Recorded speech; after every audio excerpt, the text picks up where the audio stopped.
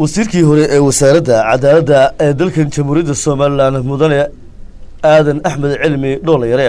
ayaa soo jeediyay in khilaafaadka waqtigan taagan ay laga maarmaan tahay in wada hadal lagu dhameeyo isla markaasina nabadgelyada meel looga soo wada jeedo. waxa uu sheegay in nabadgelyada dalkan jamhuuriyadda Soomaaliland loo soo maray maraaxil aad u fara badan oo adag isla markaasina hareeraha la wada hayay taasina aan loo baahnayn maanta in la ducaduceeyo isagoo oo bulshada ugu baaqay in ay isgarab taagaan madaxweynaha jamhuuriyadda Soomaaliland ee haatan talada haya oo isagu aanu yiri muddadii uu hogaaminayay madaxweyne wax la taaban karo dalka ka qabtay isla markaasina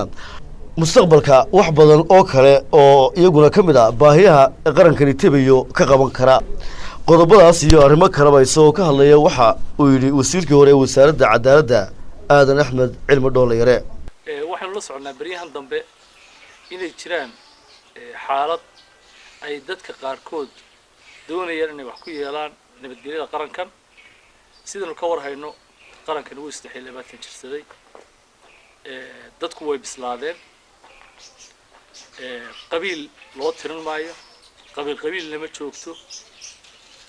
labada walaalaha ee group ku wada nool ayaa kala afkaara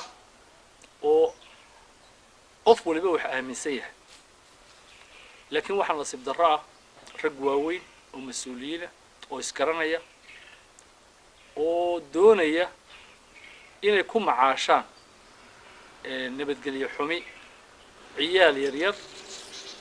loo adeegsanayo wax dadka argagax geliya oo aan waxba aan lagu helahayn sidaa darteed waxaan soo jeedin lahaa ummadda reer Soomaaliland meel kasta joogaan gaar ahaan caasimadda inay nabadgelyadooda ilaashadaan waxyaabaha yaryar caynkaas oo kale dadka ka naxinaya ay soo sheegaan oo ay ka hor joogsadaan kana wacyi geliyaan nabadgelyadana ilaashano filim maayo nasiib darro waxay ku soo hagaagtay xilli oo khilaaf ka jiro xisbiga talada haya ee kulmiye waayo waxa loo nisbeyn karaa arrimaha caynkan oo kale ee dhacaya khilaafka jira oo dabada ku haya kursi taasna waxaan soo jeedin lahaa in sidii aynu Soomaaliland uga baranay lagu dhaqmo sharciyada iyo dastuurka iyo